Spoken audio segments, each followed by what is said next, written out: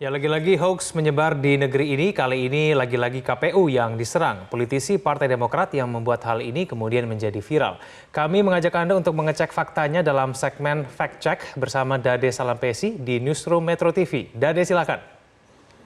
Ya, Ade dan Ani, lagi-lagi hoax lagi. Baru awal tahun memasuki tahun politik, bencana masih terjadi di negara ini.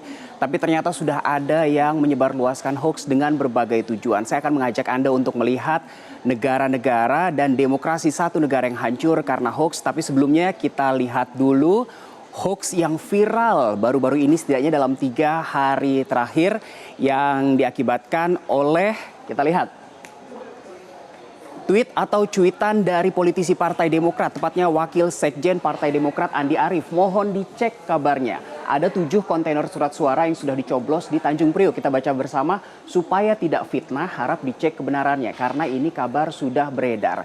Dari tweet ini ada 2 fakta yang menurut saya atau 2 cuitan di sini yang bisa kita cermati, yaitu diksi mohon dicek dan beredar. Mohon dicek. Jadi seolah-olah Andi Arief ini mendengar dari pihak lain dan dia memerintahkan untuk melakukan pengecekan. Tapi pihak lainnya siapa? Belum terverifikasi.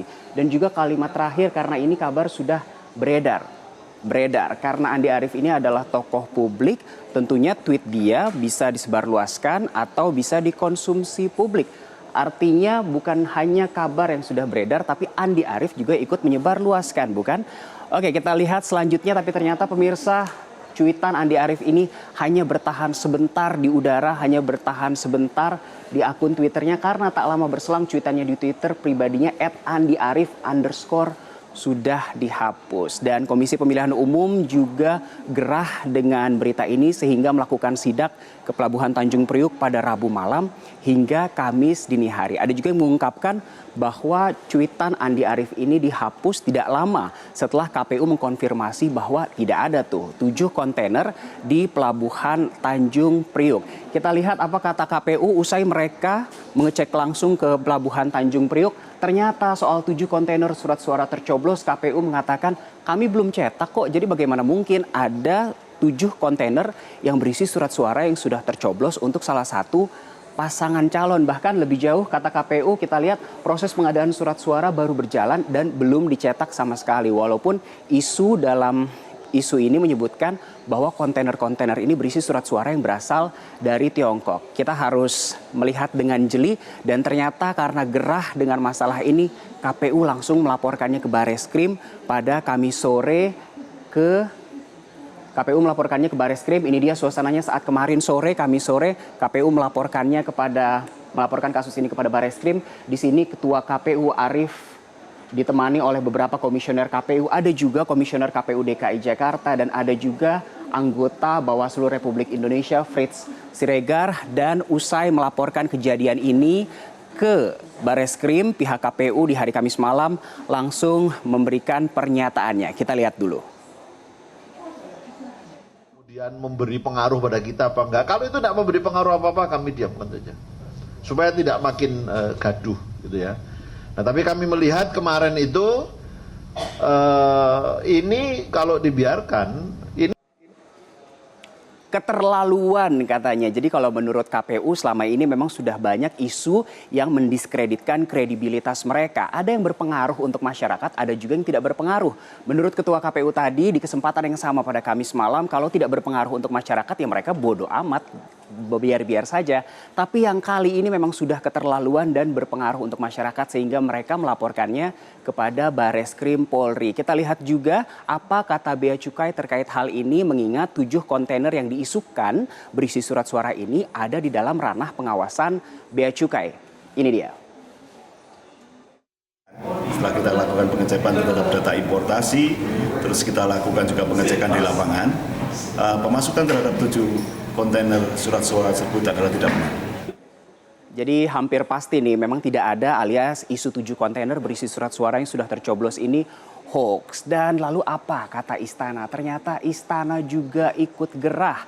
Tenaga ahli utama KSP Ali Muhtar Ngabalin yakin ada niat jahat dari isu yang disebarkan ini. Kita lihat cuplikannya dalam program Prime Time News pada Kamis malam. Memiliki kemampuan untuk bisa mengungkapkan itu dengan sangat baik. Bayangkan Anda meyakini, iya Anda dong. meyakini Karena ada begini kan niat ya. jahat begitu di balik tweet tersebut? Yakin, saya meyakini Karena walaupun itu. kita melihat Jadi kata Ali Muhtar Ngabalin, yakin ada niat jahat. Jadi bisa dikategorikan bahwa isu yang beredar melalui tweet politisi Demokrat ini adalah disinformasi. Kalau kita merujuk kepada Kamus Besar Bahasa Indonesia atau KBBI, disinformasi artinya adalah informasi palsu yang sengaja dibuat dengan tujuan tertentu. Kalau kata Ali Muhtar Ngabalin, yakin ada niat jahat, berarti isu ini sengaja dibuat untuk niat jahat. Oke, kita lihat apa kata polisi. Polisi ternyata memburu pelaku, kita lihat. Dan fokus utama polisi adalah mencari di mana tweet ini pertama kali dicuitkan dan siapa pencuit pertama kalinya. Tapi memang yang kita tahu bahwa dari akun media sosial Andi Arief, dialah yang membuat isu ini menjadi viral. Walaupun mungkin memang masih banyak akun-akun media sosial lain yang dipertaruhkan. Lalu apa pemirsa kata Menteri Dalam Negeri, karena pemilu ini juga terkait dengan ranah Kementerian Dalam Negeri. Kita lihat Cahyokumolo. Saya mendukung KPU dan sebagai Mendagri saya minta resmi kepada Bapak Kabarreskrim supaya Babarreskrim mengusut tuntas, mencari siapa yang menyebarkan. Oke, hayo loh. Jadi sudah hampir pasti berbagai pihak mendukung pihak kepolisian untuk mengusut tuntas siapa yang ada di balik isu ini. Seperti yang sudah saya janjikan di awal tadi, saya akan menjabarkan kepada Anda, menceritakan kepada Anda bahwa ada loh negara yang hancur karena isu hoax. Kita lihat pertama negara di Timur Tengah yaitu Mesir. Di tahun 2011 Presiden Mesir Husni Mubarak longsor karena demonstrasi tidak berkesudahan, yaitu para demonstran pro perubahan yang didukung oleh mayoritas netizen. Bayangkan pemirsa, netizen di negara itu mendukung para demonstran pro perubahan yang mendukung Husni Mubarak untuk turun dari jabatannya, yang artinya apa? Media sosial bisa dikatakan sama dengan media perubahan. Untuk kita di Indonesia yang menjadi refleksi adalah apakah kita ingin menggunakan media sosial untuk media perubahan ke arah yang lebih baik atau ke arah yang tidak lebih baik alias lebih buruk.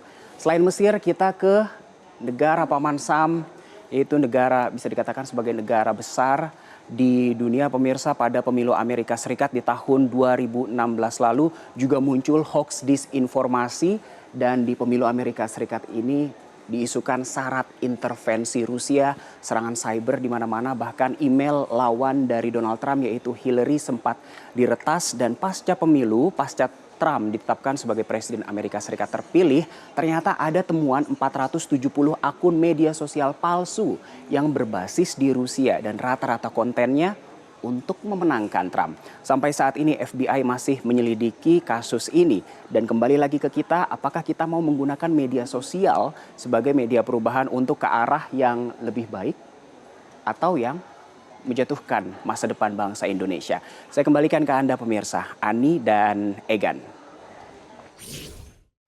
Untuk mengetahui informasi selengkapnya, kita telah terhubung dengan rekan Vera Bahaswan dari Barreskrim Polri Jakarta. Vera, siapa saja pihak yang sudah melaporkan kasus hoax surat suara 7 kontainer ke Barreskrim Polri?